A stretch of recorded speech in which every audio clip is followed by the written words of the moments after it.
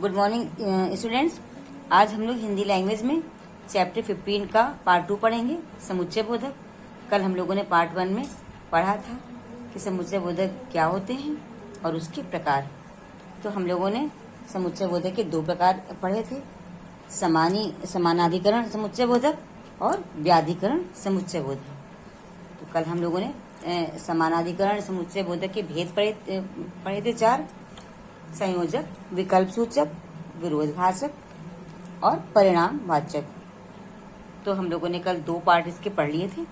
अब हम लोगों को आज 3rd पढ़ना है, विरोध सूचक अव्यय। ठीक है, तो विरोध सूचक क्या होते हैं? अव्यय तो ऐसे शब्द जो पहले तथा दूसरे वाक्य में विरोध प्रकट करते हैं। ऐसे शब्द जो 2 वाक्यों को जोड़ते हों और उनमें पहले और दूसरे वाक्यों के बीच विरोधाभास लाते हों, यानी विरोध प्रकट जो करते हों, वो हमारे विरोध सूचक शब्द कहलाते हैं या विरोध सूचक अव्यय कहलाते हैं। जैसे कि किंतु, परंतु, वरन, भर, अपितु, बल्कि, लेकिन, मगर, ये सभी जो शब्द हैं ये विरोध सूचक शब्द के अंतर्गत आते हैं। अब एक इसका आपको उदाहरण बताते हैं। जैसे देखिए, शांतनु को सभी ने बुलाया परंतु वह नहीं आया, है ना। शांतनु को सभी ने बुलाया, शांतनु को सभी लोग बुला रहे हैं परंतु वो नहीं आया। तो बुलाना और नहीं आना दोनों एक दूसरे के विरोधाभास है ना, दोनों एक दूसरे के विरोधक हैं। तो परंतु शब्द जो हो गया, परंतु शब्द से ये पता लग रहा है कि बुलाया गया लेकिन वो गया नहीं, तो ये परंतु शब्द विरोध सूचक शब्द है। ठीक है, विरोध सूचक अव्यय है जो यहाँ पर 2 वाक्यों को जोड़ने के लिए प्रयुक्त हुआ है। तो इस तरह के शब्द हमारे विरोध सूचक अव्यय के अंतर्गत आते हैं। अब दूसरा उदाहरण लेते हैं कि नेताजी मरीजों को देखने आए थे परंतु रुके नहीं। मरीजों को देखने वे आए थे परंतु वे रुके नहीं, चले गए। ठीक है, तो ये शब्द भी यहाँ पर, परंतु यहाँ पर लेकिन भी हम लोग लगा सकते थे कि लेकिन रुके नहीं, तो ये भी हमारा विरोध सूचक शब्द होता। तो ये हमारे शब्द जो है दोनों वाक्यों के बीच में विरोध प्रकट करते हैं, इसलिए ये हमारे विरोध सूचक शब्द के अंतर्गत आते हैं। तो जब भी कभी आपको वाक्य में किंतु, परंतु, वरन, अपितु, बल्कि, लेकिन इस तरह के शब्द अगर मिले तो आप देख करके वाक्य को पहचान लेंगे कि हमारे विरोध सूचक अव्यय हैं। ठीक है, दोनों वाक्यों का इसमें अलग में मतलब कि विरोधाभास आएगा। देखो, बुलाया लेकिन वो नहीं आया। ठीक, और वो देखने आए थे लेकिन आए थे देखने परंतु वहां पर रुके नहीं और चले गए। ठीक, अब देखिए एक उदाहरण और लेते हैं कि अब देखिए तीसरा उदाहरण है कि मैं बैठना चाहती थी वरन मुझे जाना पड़ता या जाना पड़ा। वो चाहती थी बैठना लेकिन बैठ नहीं पाई, लेकिन उसको जाना जो पड़ा। तो ये वरन शब्द भी जो है इसमें विरोध प्रकट कर रहा है दोनों वाक्यों के बीच में।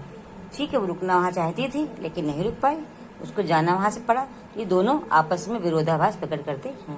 तो इस तरह के शब्द हमारे विरोध सूचक के अंतर्गत आते हैं। अब हमारा 4th है परिणाम सूचक। परिणाम सूचक शब्द क्या होते हैं? जैसे कि ऐसे शब्द कि जिनसे हमें किसी परिणाम के बारे में पता लगे। जब जो 2 वाक्यों को जोड़े और उससे किसी परिणाम का पता चले। ठीक है, ऐसे शब्द जो किसी परिणाम को सूचित करें या इंगित करें, वे हमारे परिणाम सूचक शब्द होते हैं। जैसे कि अतः, ताकि, अन्यथा, इसलिए, नहीं तो, अतएव, ये हमारे परिणाम सूचक शब्द हैं। जैसे इसको उदाहरण से समझते हैं। अब देखिए एक इसका उदाहरण लेते हैं, अच्छी तरह खा लो ताकि कमजोरी ना आए। अभी 2 वाक्य हैं, एक तो खाने के लिए उससे बोला जा रहा है ताकि कमजोरी ना आए। अगर वो नहीं खाएगा तो उसको कमजोरी आ जाएगी। तो ये जो ताकि शब्द है ये परिणाम सूचक शब्द का बोध कराता है, क्योंकि अगर वो नहीं खाएगा तो उसका परिणाम वो कमजोर हो जाएगा। तो इस तरह से यह आपका वाक्य बना है कि अच्छी तरह खा लो ताकि कमजोरी ना आए। खाना खा लो ठीक से ताकि कमजोरी ना आए। तो ताकि शब्द यहाँ पर क्या है? परिणाम सूचक शब्द है, क्योंकि अगर वो अच्छी तरह से नहीं खाएगा तो उसको कमजोरी आ जाएगी। ठीक है, अब देखिए दूसरा एक वाक्य और लेते हैं कि अर्पित बीमार था, अर्पित बीमार था इसलिए खेलने नहीं आ सका। क्यों नहीं खेलने वो आया? क्योंकि वो बीमार था। तो ये परिणाम सूचक शब्द है, क्योंकि खेलने वो जो नहीं आया क्योंकि वो बीमार था। तो इसलिए शब्द इसलिए जो आपका शब्द है ये परिणाम बता रहा है कि वो क्यों नहीं खेलने आया, क्योंकि वो बीमार था। ठीक है, तो इस तरह के शब्द हमारे परिणाम सूचक होते हैं, जो कि किसी परिणाम की या परिणाम का मतलब होता है कि किसी का रिजल्ट या किसी बात का फल प्राप्त होना। ठीक है, वो होता है आपका परिणाम कि क्या उसका निष्कर्ष आया, तो ये चीज होती है परिणाम। तो ये शब्द हमारे जो है उसका परिणाम बताते हैं कि वो बीमार था तो इसलिए वो खेलने नहीं आया। तो इसका परिणाम ये हुआ कि वो खेलने नहीं आ पाया। अगर वो ठीक होता तो आता। अब देखिए बिजली वाला अधिक पैसे मांग रहा था। कौन मांग रहा था? बिजली वाला। ठीक है, अधिक पैसे मांग रहा था, अतः मैंने मना कर दिया। ठीक है, तो क्या परिणाम निकल रहा है कि बिजली वाला अधिक पैसे मांग रहा था इसीलिए उन्होंने उसको मना किया। कम मांगता तो वो ना मना करते, है ना। तो इसका परिणाम ये निकला, उसके अधिक पैसा मांगने का परिणाम ये निकला कि उन्होंने उसे मना कर दिया। तो ये जो अतः शब्द है, अतः कि बिजली वाला अधिक पैसे मांग रहा था, अतः मैंने मना कर दिया। तो ये अतः शब्द क्या है? अतः शब्द हमारा परिणाम सूचक शब्द के अंतर्गत आता है। तो इस तरह से अतः, ताकि, अन्यथा, इसलिए, नहीं तो, अतएव, इस तरह के शब्द हमारे परिणाम सूचक शब्द के अंतर्गत आते हैं। जब एक वाक्य का दूसरे पर परिणाम पड़े, ऐसे शब्द जो एक वाक्य का दूसरे पर परिणाम डालें, ठीक है, वो हमारे परिणाम सूचक शब्द के अंतर्गत आते हैं। तो ये हमारा हो गया समानाधिकरण समुच्चय बोधक के 4 भेद। अब हम पढ़ेंगे अब आपका दूसरा भेद व्याधिकरण समुच्चय बोधक। व्याधिकरण समुच्चय बोधक। अब देखिए व्याधिकरण क्या होता है कि जब कोई भी प्रधान वाक्य हो, प्रधान मतलब कि मुख्य वाक्य, और दूसरा हमारा आश्रित वाक्य होता है जो प्रधान वाक्य पर निर्भर करता है। कुछ जब हम जोड़ते हैं तो जो जोड़ने वाला विकारी शब्द होता है, प्रधान वाक्य और आश्रित उपवाक्य को जोड़ने वाला जो हमारा अविकारी शब्द होता है, वो हमारा व्याधिकरण समुच्चय बोधक शब्द कहलाता है। ठीक, जैसे कि इसलिए, क्योंकि, तो, ताकि, यदि, अर्थात, मानो, जब तब, यद्यपि, ये हमारे क्या है? ये हमारे व्याधिकरण समुच्चय बोधक हैं। ठीक है, ये क्या है हमारे? ये हमारे व्याधिकरण समुच्चय बोधक शब्द हैं। अच्छा, अब इसका एक उदाहरण देखिए कि उसने रात को पढ़ाई कर ली। उसने रात को पढ़ाई कर ली ताकि सुबह खेल सके। ठीक, तो रात को सुबह खेलने की वजह से कि सुबह वो अच्छे से खेल सके, उसकी पढ़ाई में कोई व्याधि, कोई रुकावट ना आने पाए, तो उसने रात को अपना पढ़ाई पूरी करके अपने रख ली, तैयारी अपने उसने कर ली। तो ये ताकि शब्द यहाँ पर व्याधिकरण समुच्चय बोधक है कि रात को उसने पढ़ाई कर ली ताकि सुबह वो खेल सके। मेरी बहन आ रही थी इसलिए मैं चला गया।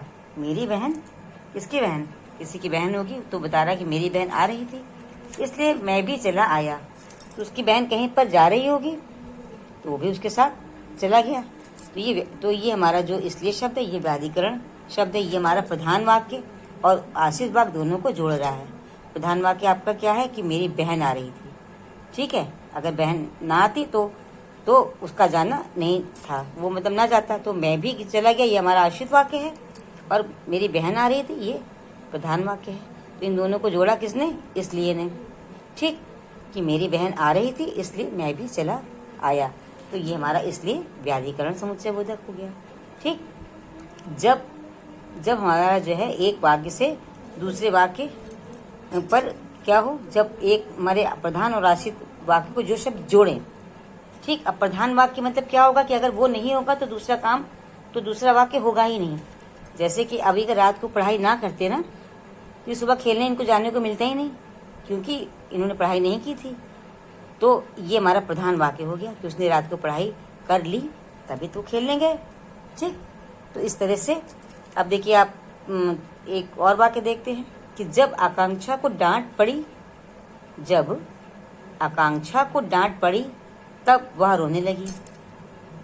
ठीक, तो जब आकांक्षा को डांट पड़ी, अब जब और तब, ये देखिए ये हमारे क्या व्याधिकरण समुच्चय बोधक हैं, ये इस वाक्य को जोड़ रहे हैं। तो आकांक्षा को डांट पड़ी ये हमारा प्रधान वाक्य है। ठीक, अगर आकांक्षा को डांट ना पड़ती तो वो रोती भी नहीं। तो ये हमारा आकांक्षा को डांट पड़ रही थी, ये हमारा प्रधान वाक्य, मुख्य वाक्य है। और इस पर आश्रित वाक्य, वह रोने लगी, डांट पड़ने के कारण ही तो वो रोई, ये हमारा आश्रित वाक्य हो गया। ठीक है, मतलब आश्रित वाक्य हमारा वो कि जो कि मुख्य वाक्य पर निर्भर करता है, कि मुख्य वाक्य जैसा होगा उसी के अनुसार आपका आश्रित वाक्य बनेगा।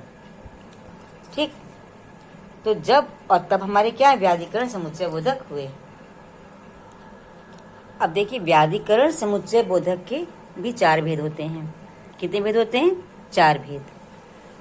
हेतु या कारण बोधक, ठीक है, दूसरा है संकेत बोधक, तीसरा स्वरूप बोधक और चौथा परिणाम वाचक। तो ये हेतु और कारण बोधक क्या होता है इसको समझते हैं पहले।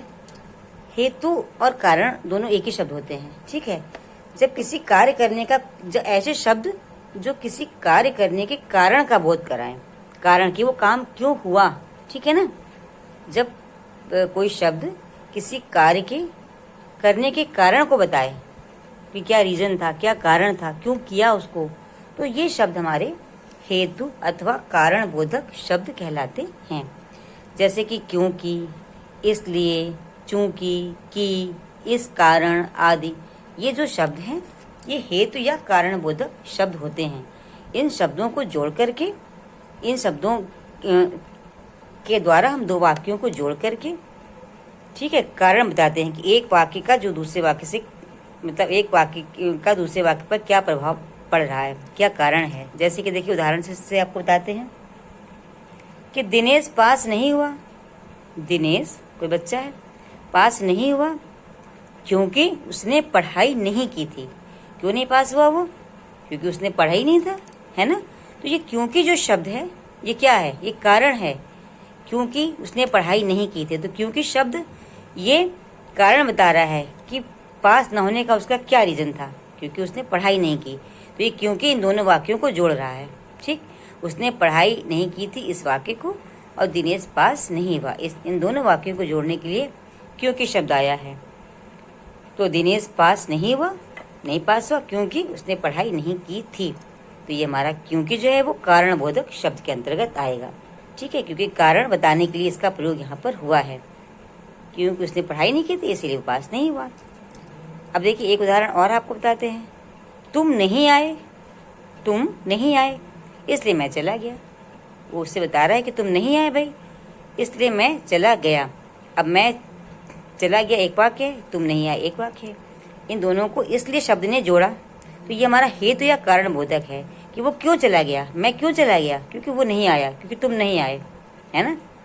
आपको कोई दोस्त आपसे कहे कि भाई तुम नहीं आए इसलिए मैं चला गया, तो वो चला गया क्योंकि वो आप नहीं आए। अगर आप आते तो शायद वो रुकता। तो तुम नहीं आए इसलिए मैं चला गया। तो यहाँ पर इसलिए जो शब्द है ये हमारा कारण बोधक शब्द है। ठीक है, कारण बोधक अव्यय है, कारण बोधक अविकारी शब्द है ये। अब हमारा देखिए संकेत बोधक हमारा क्या है कि जब कोई शब्द शर्त अथवा संकेत को दर्शाए। शर्त मतलब कोई भी कंडीशन की ऐसा करोगे तभी ऐसा होगा, है ना। तो शर्त अथवा किसी बात के संकेत को दर्शाए तो वो शब्द हमारे जो है वो संकेत बोधक समुच्चय बोधक होते हैं। ठीक है, संकेत बोधक होते हैं, मतलब वो हमारे समुच्चय बोधक के संकेत बोधक शब्द होते हैं। तो इनके प्रयोग से वाक्य में क्रियाओं के होने में शर्त या संकेत प्रकट होता है। इन शब्दों के द्वारा जो वाक्य में जो क्रियाएं हो रही हैं, यानी जो काम हो रहा है, तो वो क्यों हो रहा है, कैसे हो रहा है, उसके होने का शर्त या फिर संकेत, उसका इशारा कि हाँ वो किस लिए हो रहा है, क्यों हो रहा है, शर्त या संकेत प्रकट होता है। ठीक है, अब देखिए इसमें एक उदाहरण है कि यदि मेहनत ही होती तो सफलता अवश्य मिलती। ठीक है, यदि मेहनत ही होती तो सफलता अवश्य मिलती। तो यदि जो तुम्हारा आपका जो यदि शब्द है, 2 शब्द है, ये हमारे क्या है, ये हमें संकेत दे रहे हैं इस बात का कि अगर मेहनत होती तो सफलता अवश्य मिलती। तो ये हमारे संकेत बोधक शब्द हैं। अब देखिए, ज्यों ही राघव बाहर गया, ज्यों ही मतलब राघव ज्यों ही, जैसे तुरंत दूसरी बात की बात हो रही है कि ज्यों ही राघव बाहर गया वर्षा होने लगी। तो कब वर्षा होने लगी? ज्यों ही राघव बाहर गया। तो ये जो ज्यों ही शब्द है, ये हमारा जो है ये संकेत बोधक या ये यहाँ पर ये शर्त या संकेत का बोध हमें करा रहा है कि जैसे वो बाहर गया वैसी बारिश होने लगी। तो वो बाहर निकला वैसी बारिश होने लगी। ठीक, तो ये इस तरह के शब्द हमारे जो है संकेत बोधक या संकेत बोधक शब्द के अंतर्गत आते हैं। अब देखिए, थर्ड पॉइंट है हमारा स्वरूप बोधक शब्द। स्वरूप बोधक देखिए क्या होते हैं कि कुछ ऐसे शब्द होते हैं जो हमारे वाक्यांशों या वाक्य में प्रयोग होते हैं। तो शब्दों से वो तो जो हमारा वाक्य होता है वो इन्हीं शब्दों के द्वारा वो वाक्य स्पष्ट होता है, मतलब क्लियर होता है कि उस वाक्य में क्या है। जैसे मानो, यानी, अर्थात, ये शब्द ऐसे शब्द हैं कि जो उस वाक्य का स्पष्टीकरण देते हैं या उस वाक्य को स्पष्ट करते हैं। अब जैसे कि एक इसका उदाहरण आपको बताते हैं कि वह ऐसे चल रही थी मानो पैर में चोट लगी हो। तो उसकी चाल को देख करके ऐसा लग रहा था कि उसके पैर में चोट लगी है। तो ये जो मानो शब्द है, मानो शब्द ये इस बात को स्पष्ट जो है स्पष्टीकरण जो दे रहा है कि उसके पैर में चोट लगी हुई। जैसे जब किसी के पैर में चोट लगती है, थोड़ा लड़खड़ा के या थोड़ा धीमे या थोड़ा पैर पकड़ के मतलब जो चलता है तो थोड़ा सा उसकी चाल में परिवर्तन रहता है। तो उसकी चाल को देख करके ये पता लगा कि उसके पैर में चोट लगी है। तो ये जो मानो शब्द है ये इस बात को स्पष्ट कर रहा है कि उसके पैर में चोट लगी हो सकती है, वो इसकी चाल ऐसी थी। ठीक, अब जैसे एक इसका दूसरा उदाहरण देखते हैं कि पिताजी ने हाँ में सिर हिलाया। पिताजी ने हाँ में सिर हिलाया यानी हम सर्कस देखने जा रहे हैं। ठीक, जैसे पिताजी से इन्होंने पूछा होगा कि सर्कस देखने जो जाना है, तो इन्होंने कहा कि भाई पिताजी ने हाँ में सिर हिलाया, ऐसे सिर हिला दिया, यानी हम सर्कस देखने जा रहे हैं।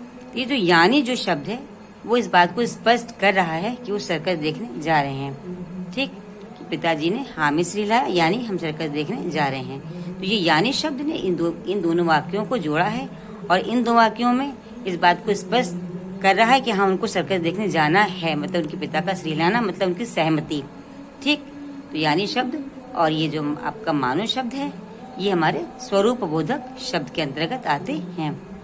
अब हमारा है फोर्थ पॉइंट, उद्देश्य बोधक शब्द। उद्देश्य बोधक शब्द क्या होते हैं कि उद्देश्य बोधक शब्दों का जो प्रयोग होता है वो क्रिया के उद्देश्य को स्पष्ट करने के लिए होता है। क्रिया मतलब जो कार्य हो रहा होता है उसको स्पष्ट करने के लिए हम उद्देश्य बोधक शब्द का प्रयोग करते हैं। ठीक, जैसे ताकि, जिससे, कि, ये जो शब्द हैं इनका प्रयोग जब हम करेंगे किसी वाक्य में तो क्रिया का क्या उद्देश्य है वो स्पष्ट होगा। जैसे देखिए, आपको उदाहरण से बताते हैं कि बच्चों को पढ़ाओ ताकि वह कुछ बन सकें। अब देखिए यहाँ पर बच्चों को पढ़ाओ, ठीक है, पढ़ना क्रिया है और कुछ उनका बनना भी क्रिया है। ये जो ताकि शब्द है, ताकि शब्द आपका उद्देश्य बोधक शब्द है। ताकि शब्द से जोड़ करके दोनों वाक्यों को बनाया गया है कि वो पढ़ेंगे अच्छे से तभी वो कुछ जीवन में बनेंगे। ठीक है, तो उनका पढ़ना उनके कुछ बनने मतलब उनका जो कुछ बनना जो है उनके पढ़ने पर ही निर्भर है। तो ताकि शब्द क्या हुआ, हमारा उद्देश्य बोधक शब्द हो गया। ताकि के द्वारा शब्दों को जोड़ा गया है। अब समय पर खेलने अवश्य जाएं जिससे कि शरीर तंदुरुस्त रहे। कहा कि समय पर खेलने जाए ताकि जिससे कि शरीर तंदुरुस्त रहे। अब देखिए, अगर समय पर खेलने जाएंगे तो मतलब शरीर जो है तंदुरुस्त रहेगा, बच्चे स्वस्थ रहेंगे। तो ये जो जिससे शब्द है ये क्या है, उद्देश्य बोधक है। ये उद्देश्य बता रहा है क्रिया का कि अगर वो खेलने जाएंगे मतलब खेलने की क्रिया ये करेंगे तो उनका शरीर जो है तंदुरुस्त होगा। तो ये जिससे, ताकि हमारे क्या है, उद्देश्य बोधक शब्द के अंतर्गत आते हैं। अब बच्चों, अब आप इस पाठ को पढ़ लीजिएगा एक बार अच्छे से। कोई दिक्कत हो तो आप फिर से हमसे पूछ लीजिएगा और इसका काम करके पीडीएफ बना के मुझको भेज दीजिए। और जब चैप्टर कंप्लीट हो जाया करे तो उसका पीडीएफ जरूर भेज दिया करिए। फिर बहुत ज़्यादा काम हो जाएगा तो आप लोग को भी करने में दिक्कत होगी। ठीक है, बाय।